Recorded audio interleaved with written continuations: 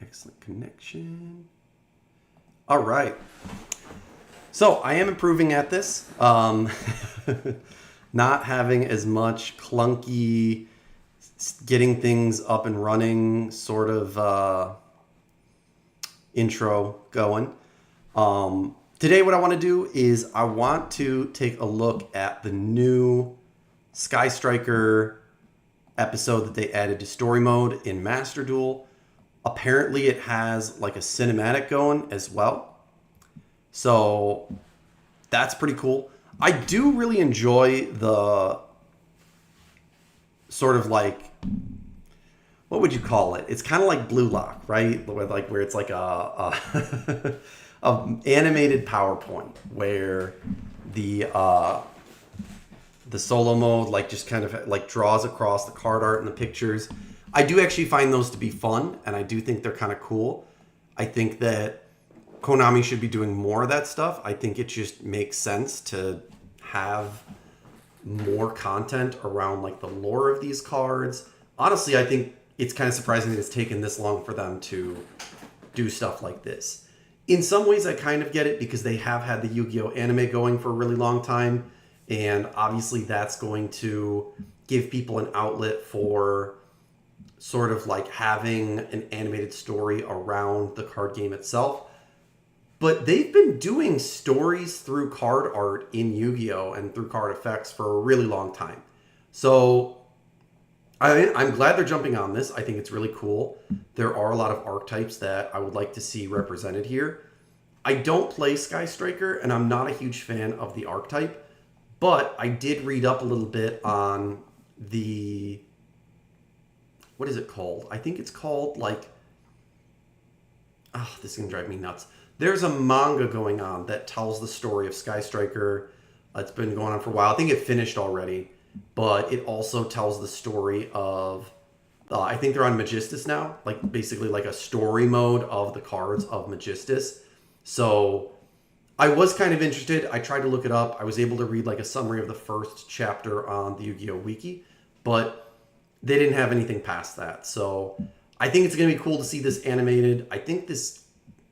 Well, it's tough, right? I mean, a show like Arcane, I think, is big enough that it can draw people in to play League of Legends again.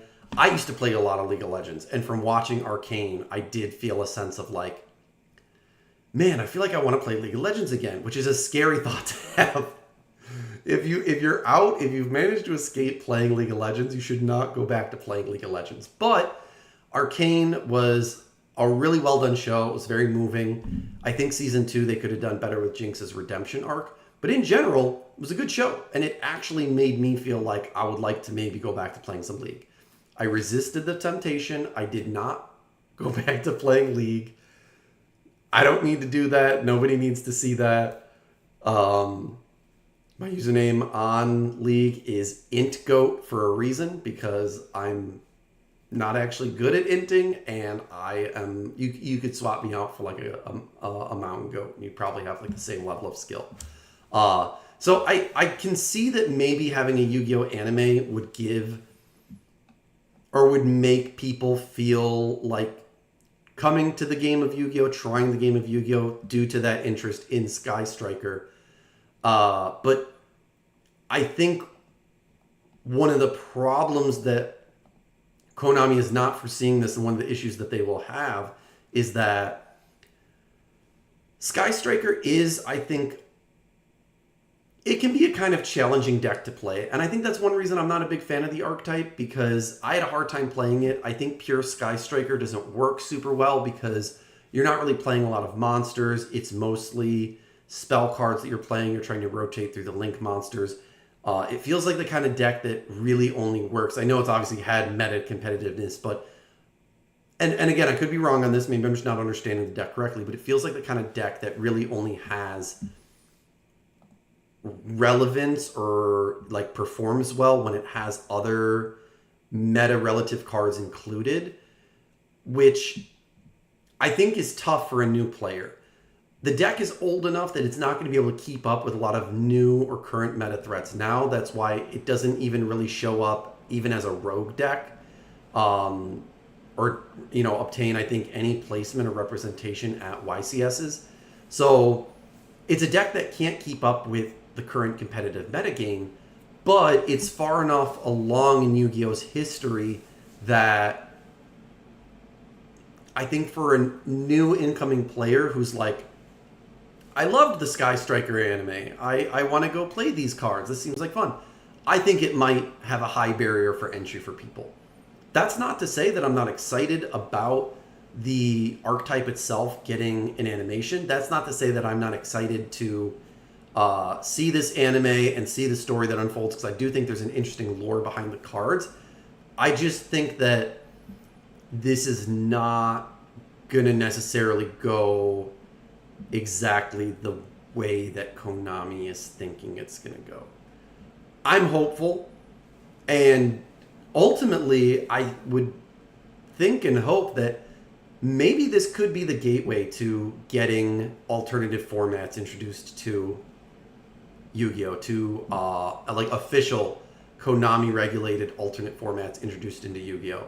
I think for a lot of players like myself, that's really the only barrier to entry, to getting more involved with playing the game at YCSs, at tournaments, at things like that. I just don't really enjoy the metagame. I will watch Yu-Gi tubers who I think are good and make good content, and sometimes it is interesting to see what's going on in the metagame. It's not that I don't understand the plays that they're making or how the cards are interacting with each other. I just don't find that kind of play style terribly entertaining, because without the sort of theme to the deck or the central focus to the deck, it just feels like the art of the cards doesn't really mean a whole lot. And what I mean by that is, let's pick a deck from solo mode here that, okay, here's maybe a good example, because I talked about this one in the Theme Chronicle, Rika. Rika does pair well with Aroma, Sylvan, Sunvine. The cards combo well together for sure. I think that's undeniable that they work well together, that they pair well together, that you can do some really cool combos with them. But the goal of the Rika deck is to Exceed Summon, to tribute your opponent's monsters through the card effects. The whole deck basically rotates around tributing, and the other archetypes just, they round it out. They make it more consistent. They make it more viable. They make it more playable. But they're not relating to that central focus of Rika. So it feels kind of noisy, those decks, because there is a lot going on, and I think for sure that's a difficult barrier to entry for new players. I've had this issue with my friends when I tried to get them to play Master Duel. And I understood, because they just looked at me and they were like, what the hell is going on here? What the hell is going on? What are they doing? What do these cards do? They didn't get it, right? And I think that we're getting to a point in Yu-Gi-Oh! Too where a lot of these effects boil down to the same kind of like repetitive goodness. I don't know if I'm phrasing that right, but to elaborate, like, here, let's take a look at something real quick before we get into this. I want to fully elaborate this point here. So there's a new deck build set coming out. Here, let me do display capture. Here, let's do window capture. Here we go. Okay.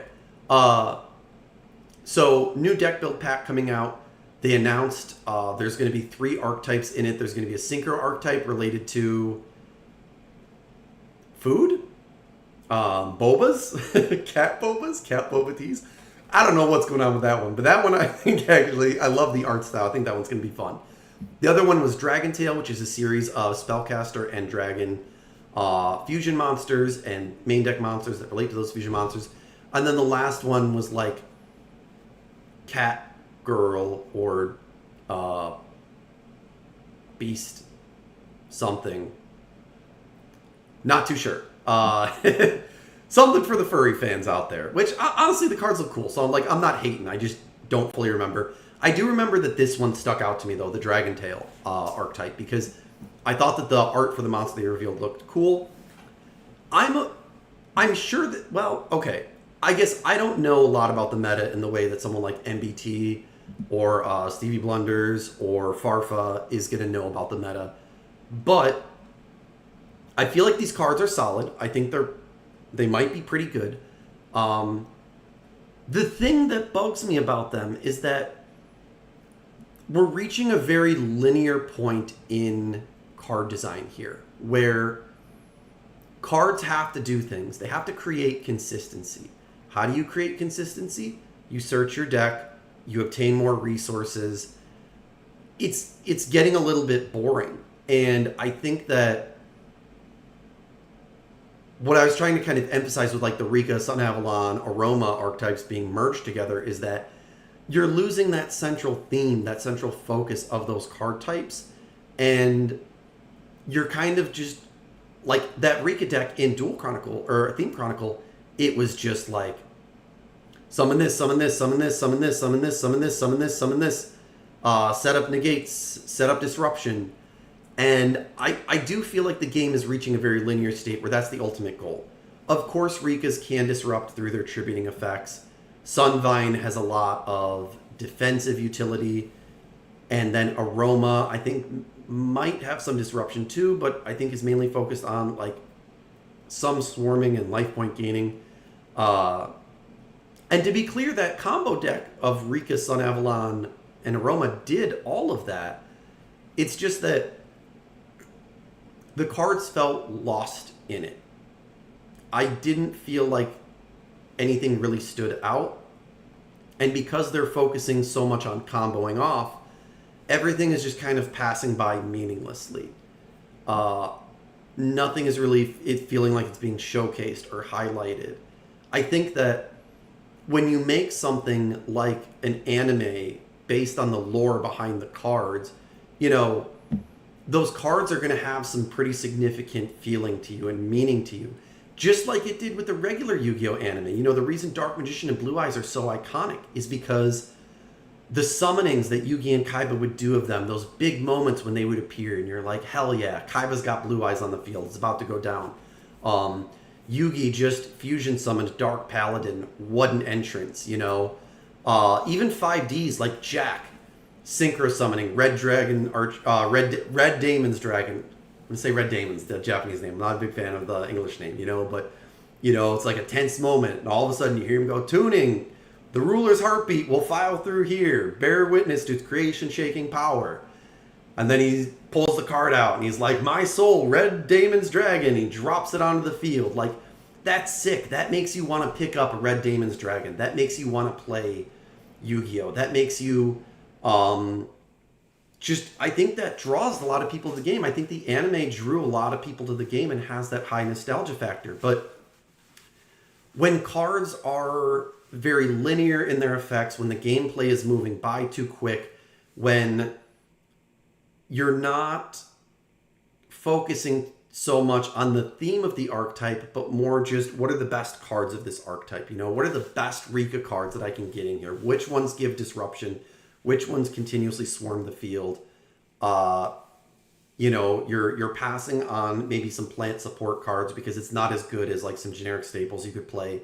I think that the game, as I said before, the art of the cards and just like the name of the card and just that image of this is this monster that does this thing that you got from the anime, that you might get from an anime based on the cards, the art of the cards themselves and the lore behind them. I don't feel like the game reflects that very well when you're just, running through 20 cards in your deck. The only thing that matters is the effect on the card and the stats on the card. Those things can be relevant to creating a sense, creating a theme, creating a artistic vision for these archetypes. Like, what's a good example? Like, Ashen, I guess, would be a good one. They're dark pyros, right? Like, they are people, or, the idea behind it is like Pompeii, where the explosion of Pompeii, of Vados, like, I guess like zombified these people, but turned them into this like volcanic monstrosity. So that's where the dark portion comes in, but they're pyro monsters. Uh, yeah, you again, well, and Rika, I guess, is not a bad example of that either, right? They're sort of like the idea of like a frozen flower, flowers in the winter, flowers blooming in the winter. Uh, it's interesting for sure, and that's why they're water plants. I thought the idea behind the archetype was cool, but just again, when you're flying through it so fast, or you're not really emphasizing the theme of it, you're just focused on like what are the best summoning mechanics of this archetype, what are the best disruption mechanics of this archetype, what are the best searching extender mechanics of this archetype. That's for like competitive play. And I think to get people even to that point of competitive play, you have to get them invested in the basic concept of Yu-Gi-Oh first, which is something the anime is really good at. It's something I think that this new animation Chronicles will be good at, but I don't think it's something that the metagame does very well. And Konami should be focusing right now on getting people's foot in the door and just getting people to pick up the game, to buy some product, to fall in love with the card art. When I was a kid, I loved Pokemon and I loved the Pokemon games, but I did not play the Pokemon TCG, and neither did my cousins, and neither did any of my friends that played, because we liked the art of the cards. We loved the art. We loved the shiny. There are things you can fall in love with the card game besides the competitive basis for it. It might take some time to build other avenues like that out, but Konami should start building it. It's going to take time, and it's probably not going to pop off right away. I don't think Speed Duel was the right option for that, because it was still very restrictive in the cards you could play. They had to release cards for Speed Duel. I couldn't go into Speed Duel and say, hey, I want to play a zombie synchro deck, like a zombified synchro deck with like revived King Hades, Doom Kaiser, what is it called? It's like Doom Kaiser Dragon, Skeletal Dragon, Felgrand. Like, where am I supposed to go with that deck? Maybe my locals, if people are kind enough to play casually enough, but can't take it to competitive YCS. I'm going to get steamrolled. Can't play it in Speed Duel. They need to work on other formats. And again, I think it might take some time to build, but I think that if they partnered with Yu-Gi Tubers and they rolled out some official rules and they created other ways for people to play that are less competitive, things like the Animation Chronicles will go over better and do better at growing this game, because for sure I think it's an issue of the longevity of this game. The fact that I don't really see it attracting a whole lot of new players. Again, my friends were not really willing to give it a shot. And a lot of people, even who I know who used to play Yu-Gi-Oh! A lot of times are like, dude, it goes too fast. I can't figure out what's going on. It's too much at once. I'm not a fan of it. And I know I'm kind of rambling here. We will get to the Sky Striker Animation Chronicles, but to loop back, again, this is relative, I think, to this new archetype here, because this is a part of the problem. Just, stuff recycling a bit too much, playing too many cards on turn one, cards needing to have these effects that make it so that you can just keep special summoning and searching and getting resources back and just building this big end board. It's a lot for people. So we have Dragontail Phymena. During the main phase quick effect, you can discard this card, fusion summon one dragon or spellcaster fusion monster from your extra deck using monsters in your hand or field as material. This is very common in fusion decks nowadays, because with Link monsters, Exceed monsters, even Synchro monsters to an extent, they have an edge on fusions and rituals because they don't require an initial spell card in order to bring them out. Yu-Gi-Oh! Is a game of card resources. Personally, I wish they would stop doing this with like, oh, this monster can do the fusion summon on its own, because it's like, you're not differentiating it from the other summoning mechanics at that point. You're just acknowledging that this older summoning mechanic is not as good as the other ones. So you're trying to power creep it by being like, well, every fusion archetype now is just going to have monsters that trigger the fusion summon without needing the fusion spell card or any kind of spell card that performs a fusion summon. Just like synchro summoning, just like Exceed summoning. This is basically kind of like Link summoning at that point, because it's just, okay, discard this and then you can use monsters on your hand or field as material. I guess to an extent, fusion summoning has more effects that focus on fusion summoning from the graveyard, fusion summoning from like the banished zone, fusioning summoning from your deck, synchro, exceed, link. Okay, pendulum, I guess, but pendulum doesn't count. We're talking about like extra deck summoning mechanics related to monsters that come directly from the extra deck. Took me a second there. I had to make sure I remembered all of them. But fusion summoning does have more mechanics like that that summon from those different areas. But why not just print more fusion spells that do that for specific archetypes? Or fusion spells that give added buffs to the monster you summon to give them more staying power. Make the fusion monsters a little bit stronger than your average synchro or exceed to benefit from the fact that you're using potentially 3 cards in order to create 1. But, okay, continuing.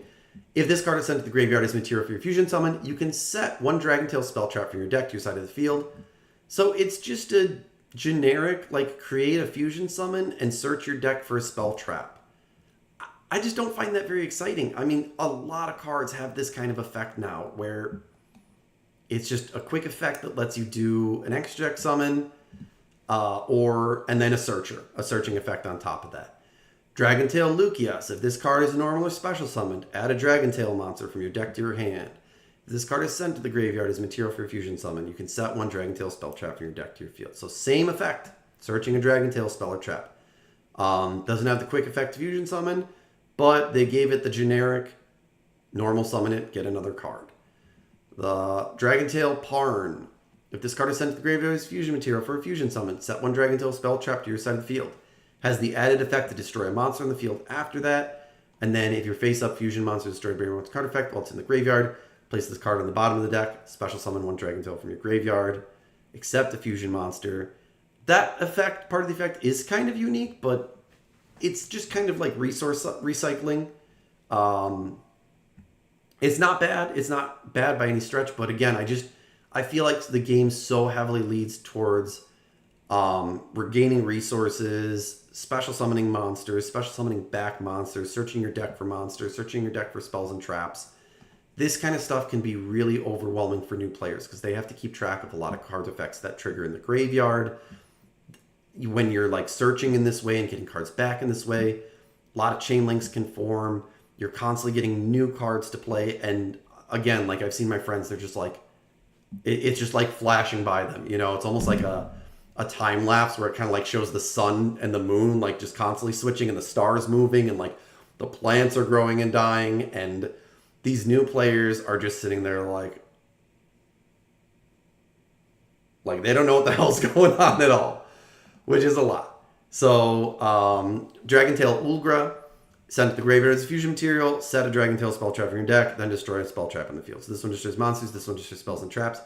All of them have an effect to search out another Dragontail spell trap from the deck when they're used as a fusion material. And then he has the same effect to summon back a Dragontail monster. Although, it's a spellcaster Dragontail monster. This one summons any Dragontail except a fusion monster. Ulgra can summon any spellcaster Dragontail, and they do have a spellcaster Dragontail fusion. Do we need to keep going here? I guess Alzarion is decent. He doesn't have a wall of text. And I will say that too. These cards are better for new players in the sense that they don't have like a wall of text. They each have like 2 effects, which are fairly easy to understand. But it's just that if they want these cards to be viable, if they want competitive players to want to pick up these cards, which is essentially the only people that they really make cards for, you know? I mean, without some sort of realm to play mid to low tier Yu-Gi-Oh! If like a set like a Supreme Darkness that doesn't have a lot of good competitive cards in it, it's probably not going to sell well because who's picking up these cards except like hardcore collectors might like me and competitive players. So it sucks because I feel like there could have been a lot more unique, interesting stuff done with this deck. Dragontail, it's like, you know, fairy tale dragons. There's the spellcasters and the dragons, like the main sort of creatures you'd find in fairy tales. But they're not really doing anything interesting or unique relative to the theme of the archetype. They're just, they just have generic consistency effects, and I find that to be a little bit boring. Dragontail Azarion. If it's fusion summoned, target monsters on the field or in the graveyard up to the number of monsters used as material from the hand. Bounce them back to the hand. Not a bad effect. And I don't think it... Oh, it does target. Then it says when 2 or more monsters are sent to the graveyard at the same time. So basically, like if you fusion summon again, while it's in the graveyard, you can special summon it back, but banish it when it leaves the field. So I don't know if you could use it as a material to summon a new fusion monster and get it back, but obviously the idea behind it is that if it's been destroyed, or possibly if you use it as a fusion material, it will revive back to the field at no cost, which won't trigger its first effect, but does give you a 3,000 beater that you can, do other stuff with. Dragontail Grammel. When you activate a Dragontail card or effect, quick effect, you can target one card your opponent controls, destroy it. So pretty good effect, quick effect. Could trigger on your opponent's turn if you are summoning back the Alzarion, like if your opponent sends 2 monsters to the graveyard at the same time, whether they're synchro summoning or through a card effect, link summoning, you can trigger the effect to summon it back. And if you have a Grammel on the field, you can quick effect destroy a card, and then it has the same effect to special summon itself back. Cat 2 Dragontail adds a Dragontail monster from the deck to the hand. Then if your opponent controls a monster, you can fusion summon a dragon or spellcaster monster. So I'm torn on this one because, again, it's just a generic consistency card for searching, but it has that added fusion effect. And I did say earlier, I wish they would print more spells, even traps that just have an effect that fusion summons that gives you a little bit of an extra buff to make it worth giving up potentially 3 cards. This does that, so I'm not horribly opposed to it, but I guess the generic searching just kind of feels bad because that's basically most of what this archetype is already doing. Rahu Dragontail, again, fusion summons a Dragontail monster from the extra deck, using monsters from your hand, deck, and or field as material. Also, you can't special summon for the turn, for the rest of the turn, except fusion monsters from the extra deck only. So you could summon monster from the hand, monster from the main deck. I feel more okay with, well, I don't know. I mean, it also feels like a big way that they're trying to balance fusion summoning is sending monsters from the deck. They did that with Branded Fusion, Red Eyes Fusion. I think there's some other fusion cards that do it that way. And this is just me talking as a casual player, I feel like there should be more restrictions around that because it's basically like a 1-card extra deck summon. And that feels a little bit too easy. It is limited Dragontail monsters, and these cards are not insanely busted. They're pretty balanced, but I don't know. In general, it just feels like Dragoonity Glow is a card that lets you pull monsters out from your deck and synchro summon, but I think that your opponent has to have a monster special summon from the extra deck on the field, and the monsters you pull out for it have to be a Winged Beast and Dragon Dragoonity monster. So you can't go into Ascalon, you can't go into Arid Bear.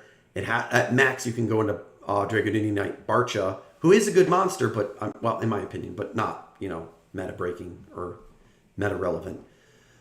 The traps, pretty short effects here. Target 1 face-up, spell on the field, negate its effects. So you could chain this to an opponent's card and negate it and destroy it. It does work with Grammel because it's just a Dragontail card or effect, so spells and traps work with it. So you can just negate an opponent's normal spell and cancel it out. Could do continuous or field spell, but it won't take the card off the field. Then place a Dragontail card from your graveyard with banishment on the bottom of your deck and draw a card. So it recycles itself. I'm not horribly opposed to the recycling either. Getting cards back. I mean, it's a trap, so normally you're going to activate this in the opponent's turn. It's going to give you a little bit more resources for the next turn, but my other instinct here is that meta players are going to look at this and go, that's not very good. And I think, again, in my opinion, as a casual player, this is a very powerful card. You could negate a triple tactics. You could negate, not that anyone plays it in competitive, a Monster Reborn, any other generic normal or quick play spell. Can totally negate it, remove the effect. It can negate annoying field and continuous spells if you don't want your opponent to trigger the effect that turn. and then it's going to recycle resources back for you. Dragontail Horn, target attack position monster, return it to the hand or extra deck, then place 1 Dragontail card from your graveyard or banishment on the bottom of your deck, except Dragontail Horn, draw 1 card. So both of these can cycle back the fusion monsters if they get banished. It's also a plus to it. I don't hate this archetype. I do think that there's a lot of things that are going right about it. Shorter card effects, good card art, I'd say that too.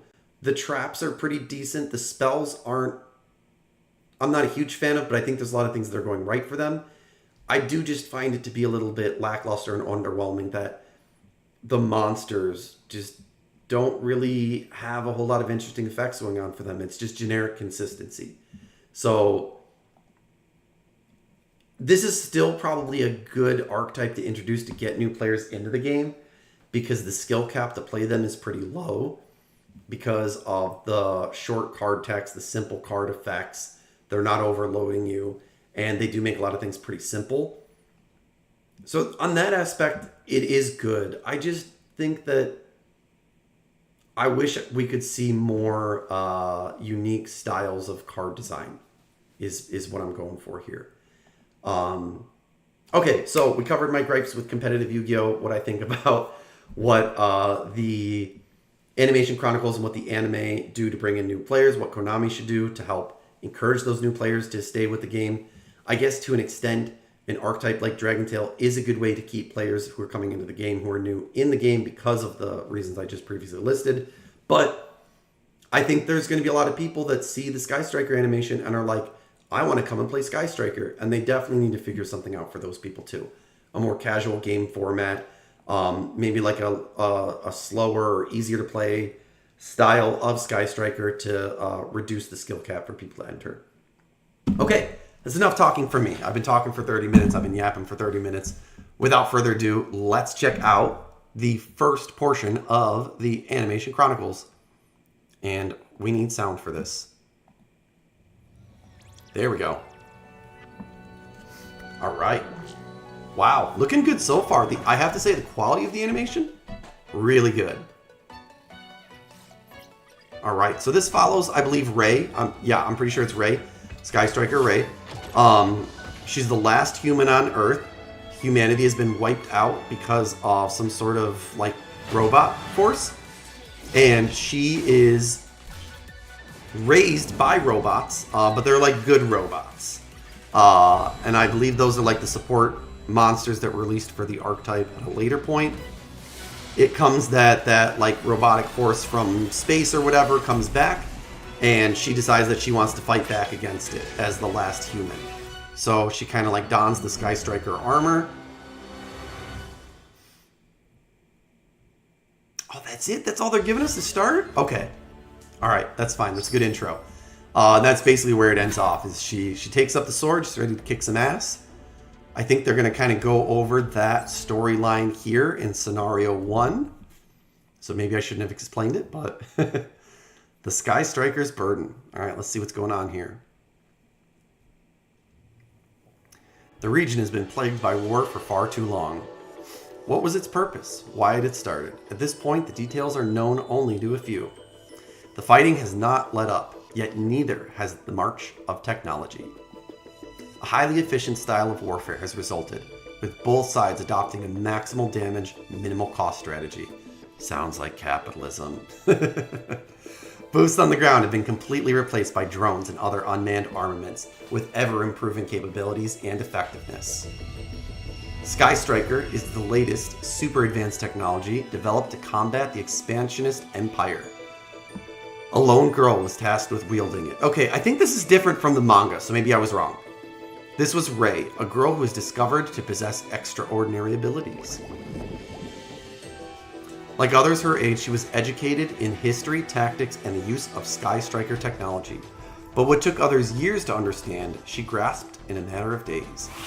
Further, her physical prowess when wielding Sky Striker technology was unprecedented, as well as was her ability to take information she had learned hours before and adapt accordingly. None could deny her incomparable talent as she breezed through a training program considered challenging even by veterans. Alright, your girl's got skills.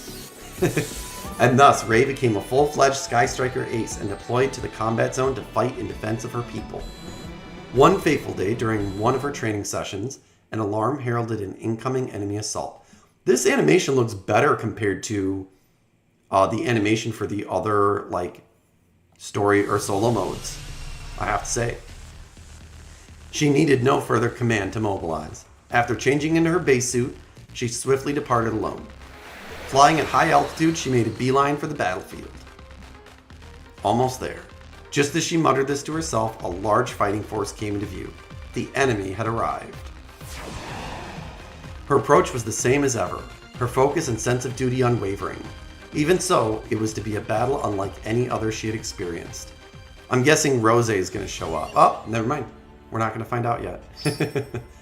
Spoilers. All right. Practice 1. Let's fly through this because this is just them showing you how the archetype works. Maybe this will help me because I did say earlier I never quite figured out how to make this deck run. But I did try to play it before they introduced a lot of those main deck monsters for support. What makes Sky Striker Ace deck unique? The specialty of most Sky Striker Ace Link monsters is that you can link summon them with a single different attribute. Sky Striker Ace Monster. Sky Striker Ace Rey can bring out a Sky Striker Ace Link monster either by being used as material or using her effect to special summon one. Maneuver to victory by summoning the right Sky Striker Ace for the situation. Okay, so they're going to summon BES, Big Core MK2.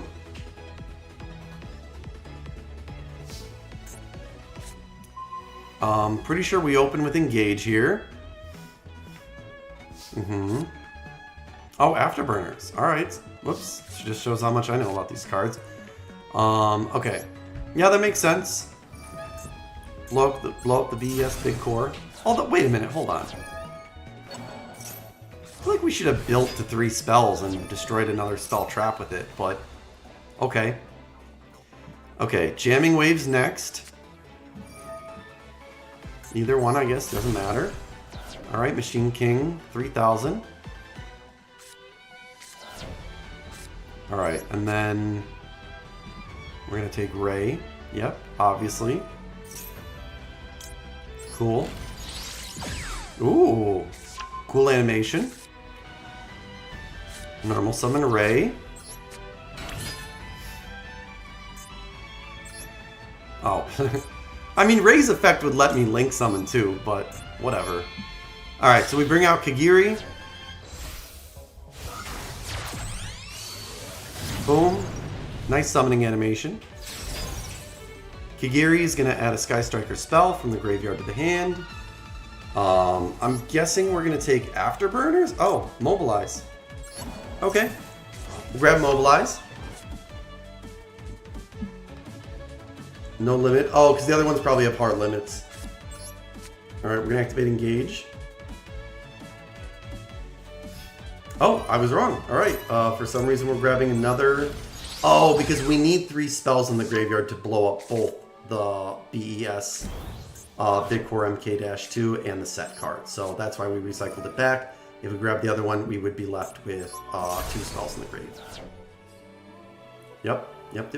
Blow up the set. Yep. Ba-boom. And Kagiri is going to attack directly. Ba-boom! Alright.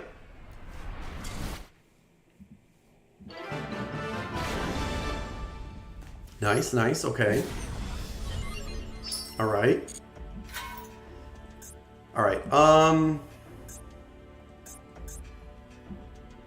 That's cool, but I'm gonna use my deck for this.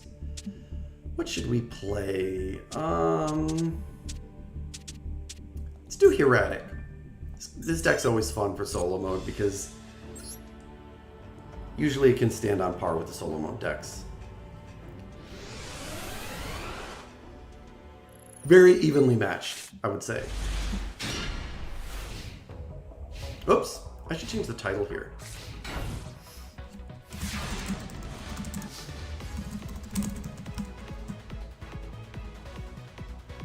Give me 1 second here.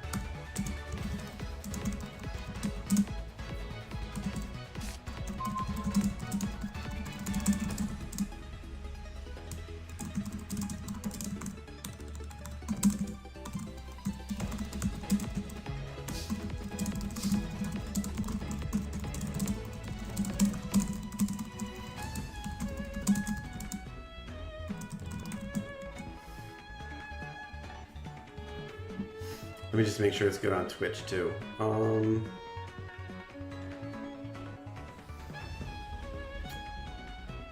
on, let's change that. Let's change that. Quick actions, edit stream info. There we go.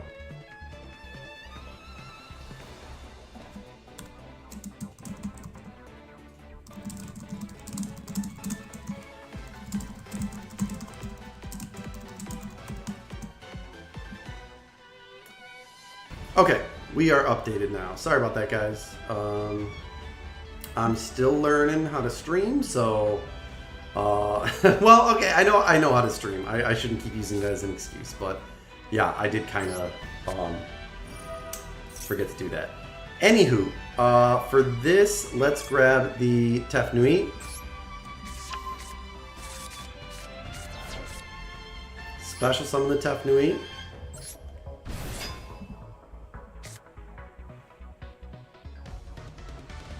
Activate the overlay network. Trigger overlay network to bring out the heretic seal of the Sun Dragon Overlord? Sun Dragon King. That's right, because you know what?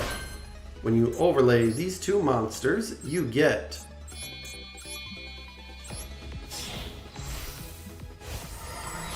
Heretic Dragon King of Atum. Alright, let's trigger Atum. Let's detach the Heretic Seal of the Dragon King. And let's bring out...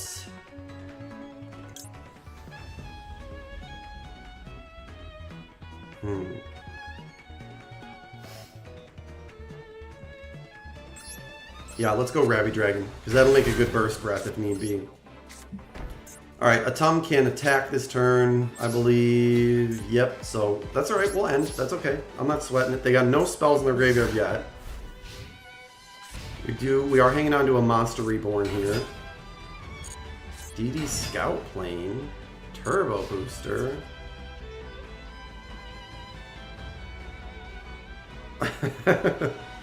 Sure. Oh, okay. I figured you would trigger Turbo Booster, but okay. Or at least attack with the DD Scout Plane. I mean, come on. Alright, let's do Heretic Dragon King of Atum again. Now, I'm not going to do either. I'm not going to do the other two. I'm not going to do Heretic Sun Dragon Overlord of Heliopolis or Heretic Sky Dragon Overlord of Heliopolis. The move right here is Thunder Dragon. We are going to blow up our Heretic Sun Dragon King of Atum, but he's going to blow up their field too.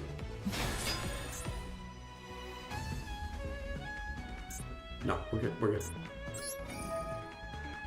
Here we go. Ba-boom! Goodbye. And then battle. Set that just in case we need it. And end. I don't know what I was expecting. It's the first challenge mission. It's not ever that hard. It's not ever that hard.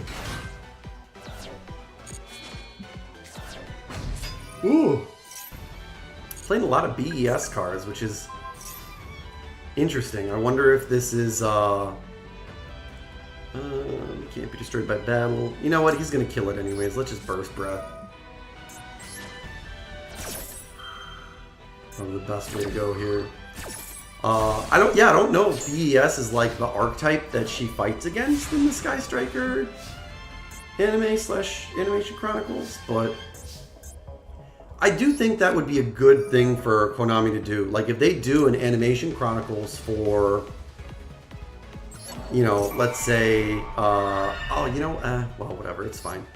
If they did an Animation Chronicles for, you know, Sky Striker, they should try and work in as many of their other cards as they can, you know, just to kind of give people as much as possible. Is this worth it? Yeah, you know what? Here, let's do this. And bring... That would thin the deck out, although it's not necessarily necessary.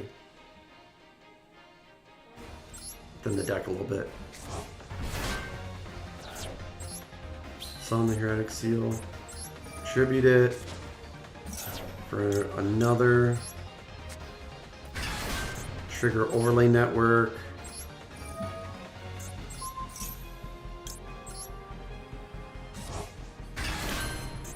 And then overlay for Sky Dragon. Really, really, really disappointing that neither of these boss monsters has a summoning animation.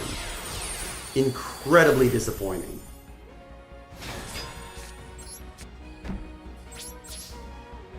Alright, so we got some good protection with Heretic Sky Dragon, Overlord of Heliopolis. Love the card art on this guy too. Really cool. Sure, go for it.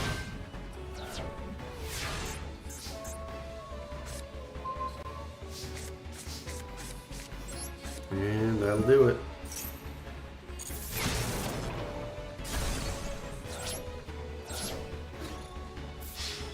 And that'll do it for sure. Alright. Yeah, I think BES wouldn't be a bad idea of like an archetype to include in Sky Striker. I think there's others they could probably work into the mix too, but yeah, definitely not a bad choice. All right, here's what we were waiting for though. Another animation. It looks like it's starting to get good. Let's see what's up. Oh, wow. Yeah, the animation is really crisp on this.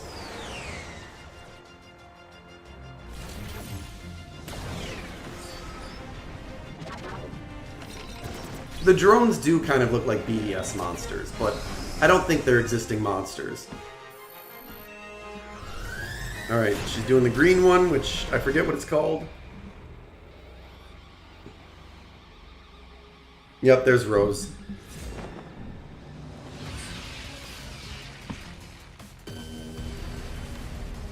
Or is that the blue armor?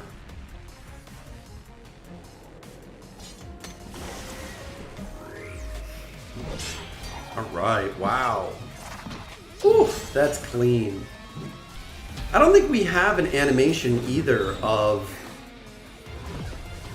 Oh, that's a card. That's, Red Arrows, I think it's called? That was cool. Yeah, I don't think we have a card with this art for Rose on it. Or even, maybe there's a Link monster in the archetype where she wears armor like that. Here we go. Which one is this, though? Is that the Earth armor?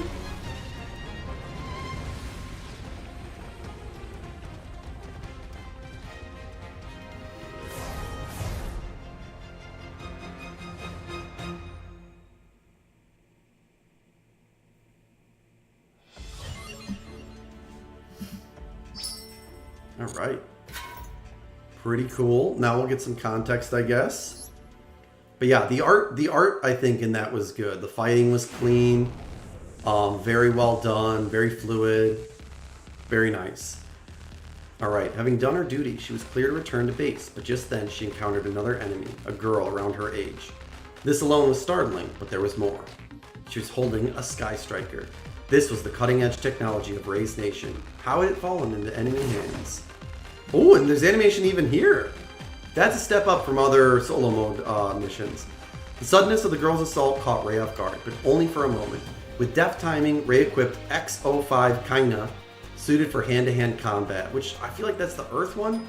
This mode empowered her arms with the force of a heavy mech, but the other girl was unfazed and fought back relentlessly with her Sky Striker. The duel continued, neither gaining the upper hand, until eventually, Ray's opponent suddenly stopped and lowered her weapon. After backing off a significant distance, she turned and left. The battle ended. The clash in particular, the similarity of her adversary to herself, had left Ray shocked and confused. Though lacking any detectable emotion, the girl was evidently a biological being, a human like Ray. And she was also a Sky Striker ace of equal ability to herself, or possibly even greater. Ray had only ever fought machines, but an enemy is an enemy. Still, she felt extremely conflicted. The prospect of having to end the girl's life left her racked with doubt. Clearly, there would be no such hesitation from the girl, whose lifelong duty had been to purge any enemy that crossed her path. Yeah, and she was not holding back against Rey. Ever since being born in the Expansionist Empire, this girl had been treated as a weapon and developed to counter the threat of the Sky Striker Ace. All that crossed her mind was the most efficient path to victory. Rey being another human was not a factor. Still, it had not escaped her attention how Rey had struggled with indecision during their fight. On reflection, she began to faintly feel something she couldn't express. Yeah, maybe that she's not a fan of killing people.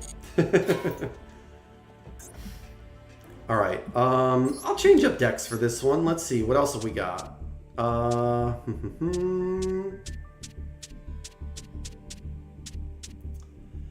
Let's do War Rock. I love War Rock. I know people hate this deck. I know people think it's bad and stupid, and maybe it is bad and stupid, but I love War Rock. I'm a big fan, so we're going to play some War Rock. I like the art. I think the effects are unique. Yeah, I just have fun with it. Okay, let's do Mahmoud into, well, not into, but summon out Gyarados, set the impenetrable attack, and pray. So that's not a great opening hand. Marauding Captain is usually nice with like Fordia or Wento, but doesn't work too well with these guys. Okay, these are the extra monsters that are in the manga. Pillar of the Future Cyanos. This card one spell, special summon this card from your hand. Normal special summon Sky Striker Ace Rose. Oh, but it's related to Rose. Interesting. Okay. Mage power on the token. What? 2 mage powers on the token. And a power of the gardens.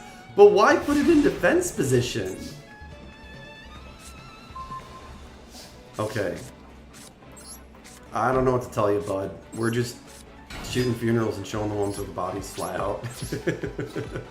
We're gonna do Mahmoud here. We are gonna take some damage, but that's fine. We can save Impenetrable for somehow if it tries to go like lethal or something with like just pure equip cards. There we go, blow that up. Oh, and you know what? Gyarados. Oh, shoot. Whoops. Oops. That was both bad and wrong. So, that's my bad. That's what we like to call a misplay. Forgot about Power of the Guardians. Oh, it only protects the equipped monster from being destroyed. So I could blow that thing up with Mahmoud next turn. Okay, they're linking into Zeki. Oh, banishing the Marauding Captain? Okay. Well, yeah, first let's do Generations. But also, great they're attacking here. We can put, we can add protection to Mahmoud. His effect will still trigger to blow up. We'll probably get rid of Power of the Guardians to just nuke this thing's staying power. Obvious choice here is Meteor Dragon. Boom. Beautiful art. Love it. Oh, shoot. I might have misplayed that. Oh, Mahmoud triggers at any time in Earth Warrior battles. What am I doing? Alright, blow up the Power of the Guardians. Meteor Dragon, let's give everyone another boost here. Can't suicide. I can't blow up into anything. Sorry, I use that word a lot to just... I mean, it's in a video game, but I know it's a sensitive word, and I don't want to upset or offend anybody. Anyways, here we go. Meteor Dragon into... Let's get rid of the token first. Activate Meteor Dragon, no effects. Trigger Mahmoud just to get the effect off, to give the boost, even though the monster's going to get destroyed anyways. Trigger Meteor Dragon. Meteor Dragon into Zeke. Trigger Meteor Dragon. Mahmoud. Not quite game, but just about. Set the War Rock Spirit. End it there. Oh! Marauding Captain comes back. Cool. A fun card for this deck because it forces them to battle Marauding Captain instead of the Warrock monsters, and then you can trigger the Warrock monster effects after that. None of that will be necessary though because it's gained.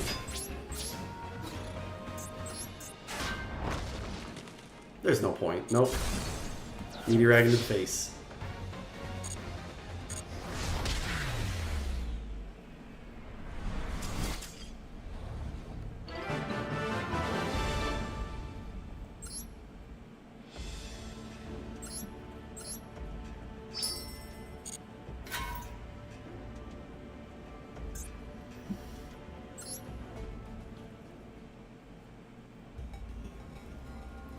Alright, story continues. It had been some time since Ray had clashed with the enemy nation's Sky Striker Ace. The encounter was still playing on her mind. They had much in common, even besides their age. Amid her feelings of shock and consternation, never heard that word before, this made Ray a little happy. She hoped they would meet again and get a chance to talk. Though their allegiances differed, she would not deny her natural desire. That said, going in with her weapon lowered was not an option. She would be cut down in an instant. It was going to take force to get anything out of the girl. And as it happened, their paths crossed again in battle. Ray was well prepared, having analyzed their previous encounter. Who would come out on top? The finest of margins would decide. Just barely managing to force her opponent onto the back foot for a second, Ray pounced. She struck the black-garbed Sky Striker Ace into the ground with great force. Then she descended in pursuit. By the time her opponent returned to a fighting stance, Ray stood ready, clad in a different armament, colored blue. Ray held back. Even so, her opponent readied her blade, as if preparing to strike. But she didn't. Something diverted her attention. My comms, they're being jammed. Sky Striker Ace Shizuku is a mode designed for protecting bases. Among the X series, it is unique for its top-notch defenses and electronic warfare capabilities. This is what Ray had planned to enable them to talk. However, it meant that the enemy's radars would show contact lost at their location. An extraction unit would surely be on the way. They likely had a minute tops. My name is Ray. What's yours? The black-suited Sky Striker Ace seemed unwilling to reply, but finally opened her mouth. Rose. Although she deemed the conversation pointless, keeping it going would buy her time. At the same time, she scanned for a gap in Ray's defenses, to no avail. Even retreating might prove difficult, given her injuries. Waiting for comms to be restored was thus the only option. That, or an all-or-nothing attack. 30 seconds to go. Ray remained in combat stance, observing Rose keenly. The impact when she fell must have been severe. It seemed like cracks in her visor. It seems it cracked her visor. Her face was partially visible. Although probably in pain, she wore a totally placid expression. One might have mistaken her for a robot, or even a doll. Except Ray could detect deep emotion within Rose's red eyes. Exasperation, or perhaps lamentation. Another 15 seconds. That was enough. Ray knew she couldn't strike the finishing blow. She wanted Rose to live, and to live a life where she did not have to end the lives of others. 8 seconds remained. You don't want to fight either, do you? Ray wasn't expecting any real response to her question. She simply felt the need to express herself. 2 seconds. She smiled gently, turned, and departed. 0. Rose's comms came back online. The extraction unit arrived in well under a minute. When they picked her up, she was treated like a crashed drone. Rose propped up her immobilized body, thoughts racing through her mind. Why didn't she finish me off? And what made her smile like that? Rose was disturbed by a deluge of questions from deep within. Disturbed, but not disappointed. There was warmth, and in turn, a thawing of her hardened heart. It was the first time she'd experienced kindness. Oh, how sweet. Not long after this, Ray's nation adopted a new military plan, codenamed the Striking Stratagem. They now had the material advantage, so it was the right time for an assault on the expansionist Empire's central base. Not wanting to cross blades with Rose again, Ray resolved to bring about a swift end to the conflict. And with this, she boarded Sky Striker Mech Armory Hercules Base, all ready for departure. The signal was given and Ray struck out on her journey. soaring into the sky.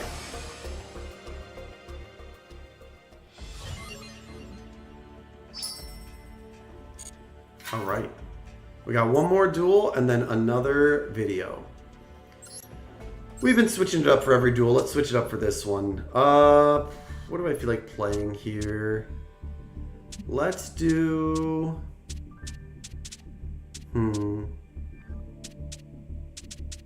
Let's do Beat Trooper. Beat Trooper's a fun deck.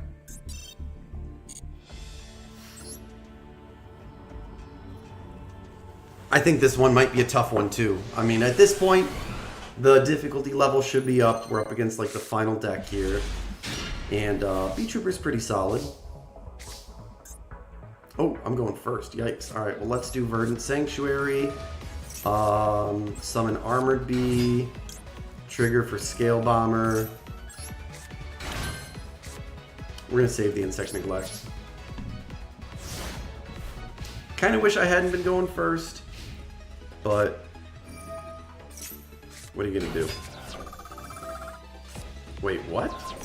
Oh, on my monster. Okay. Interesting. All right, with this, let's grab... Let's just do Assault. Well, hold on a second. We could go into Diablantis.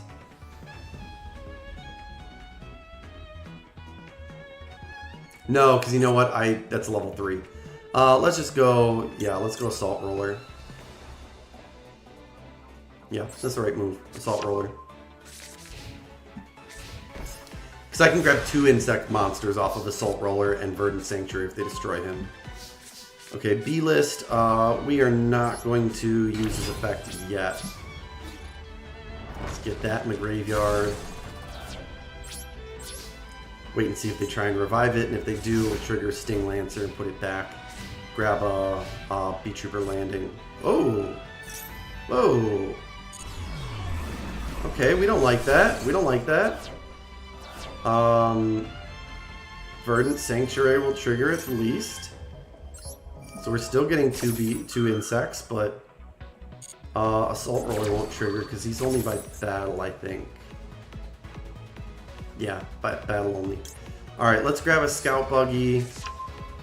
And then I'm going to do Resonance Insect because that'll work nicely with Insect Neglect. End phase. Okay. Let's go Sting Lancer here. Let's put back the Scale Bomber. Negating monster effects is always good. Alright, so bring out Sting Lancer. Sting Lancer triggers. Let's get landing. I said descent, I meant landing. Summon Resonance Insect. Activate landing. Bring out Cruel Saturnus. Let's send the Resonance Insect and... Oh, it's got to be a Beat Trooper. Yeah, let's do Scout Buggy. That's fine, because Insect Neglect with Scout Buggy and Saturnus will trigger Scout Buggy, so I'm okay with that. Cruel Saturnus. Actually, you know what? You know what we can do here? Well, yeah, let's do Resonance Insect, too.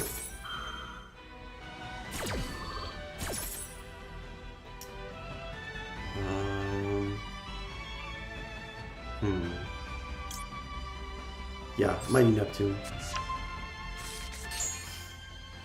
And off of this, Formation.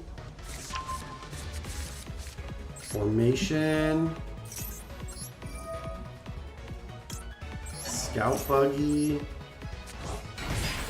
Trigger the Scout Buggy. I don't know what that face down is. I'm a little nervous to attack, but YOLO. Oh, that just summons a token. Oh, well played, because now gotta cancel that attack. Okay. Main phase 2, Insect Neglect, and we could potentially get 3 Scout Buggy on the field. So let's set the 3 of a kind.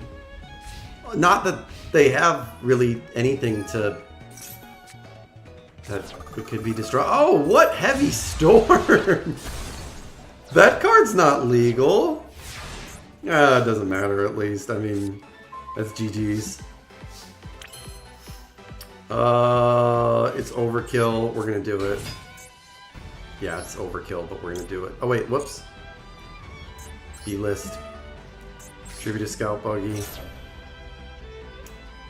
Okay. That was interesting. See, but this is what I dealt with when I tried playing Sky Striker initially. Was that, and they didn't have those other like monsters for the main deck. I was just playing Rose and Ray, and 6 monsters just didn't feel like enough for the deck to work. All right, let's see what the final scenarios got in store here.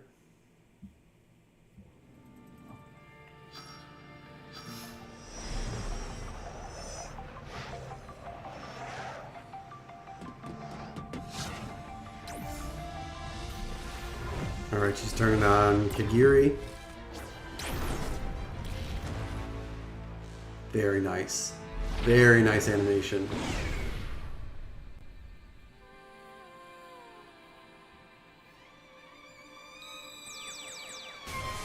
Uh-oh. Oh, and then they're probably gonna turn Rose into Zeki. Yeah.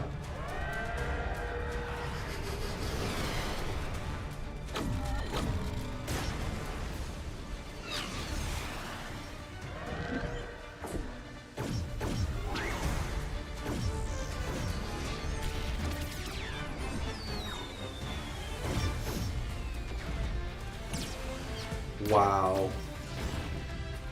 This is phenomenal. I mean, it does make me wonder, though, like, if they did an animated show... Well, they are doing an animated show, but makes me wonder if they're going to be able to keep up this level of quality throughout. I get the sense from the way they announced it, or, like, what they talked about it, that it's going to be, like, a bunch of shorts, like, maybe, like, 7-minute episodes released online. But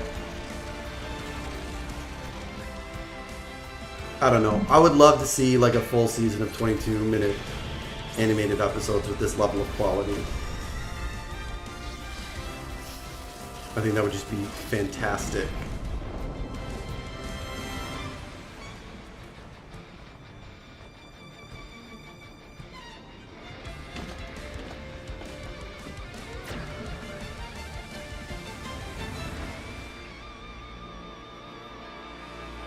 Oh, and it's going to end there. Yep.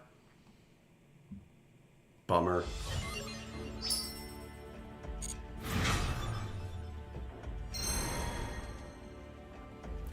That was cool, though. That was epic. I'll give him props for that. That was really solid. I don't want this. What I do want from the shop, though, that probably not going to be able... Oh, it's 3,600. I'm down for this anniversary pack thing. 30 packs, right? Yeah, 30 packs. 3 guaranteed ultra rares, which I don't know. I mean, I don't play Sky Striker, but maybe I'll pick it up after this. I mean, you know, it's still worth it because you probably get a lot of other secret rares that are like not even in the set. Ooh, what is this? Azalea Temperance. Nice. Was that? No, was that the... No, I don't think that was the monster she's up against in the end there. Kind of was the hand-to-hand armor, I think, that she used. But yeah, you get that. You get... What else does it come with?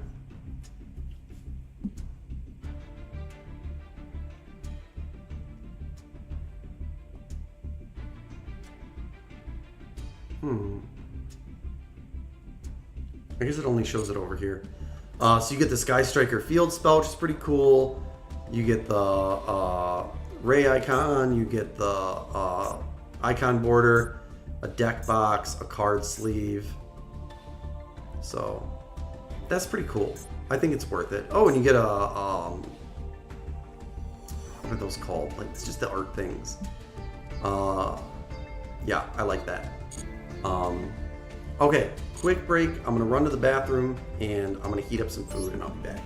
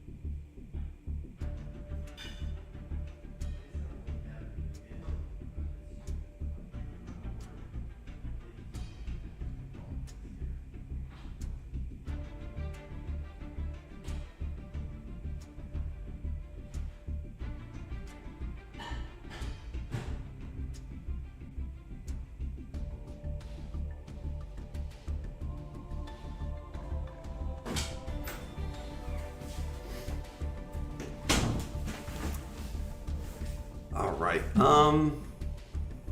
Let's see here. So, been going here for an hour and 15. Nobody's jumped in. So I actually think I'm going to end here for today. I just, just talking and narrating for anybody who wants to come back and rewatch this stuff if they find my channel later. I do have to say, as someone who's like new to content creating and making content, feels very lonely to just kind of like stream to empty rooms. It almost feels like you're kind of like hanging out with yourself, and it definitely feels weird. It is a little bit of a bummer. You know, I've mentioned in other videos before, but the main reason that I'm making this channel, that I'm starting to stream, is because it's kind of like what I talked about earlier in this stream. You know, I think there's not really a whole lot of places for people who play Yu-Gi-Oh! Like me. There's not a whole lot of content for people who play Yu-Gi-Oh! Like me. I know Head to Head Battles is a great channel that makes really good casual Yu-Gi-Oh! Content. I love those guys. Those guys are fantastic. But yeah, I want to hang out with people who like playing this game the way I do. And I think in general, I want to hang out with people who like the kind of games that I like. So I'm hoping that in the future I can get more people. If you are watching this video, if you are subscribed to my channel, if you are just finding my channel now and just seeing this, you know, please like and subscribe, and please share with anybody who you think might want to come and hang out and have some fun too. Because I would hopefully like to get to a point where maybe at least I got 5 people in here chilling with me, and you know, we can all start hanging out and have some fun together. But yeah, anybody who's watching, thank you so much for supporting my channel, and I will catch you guys in the next stream.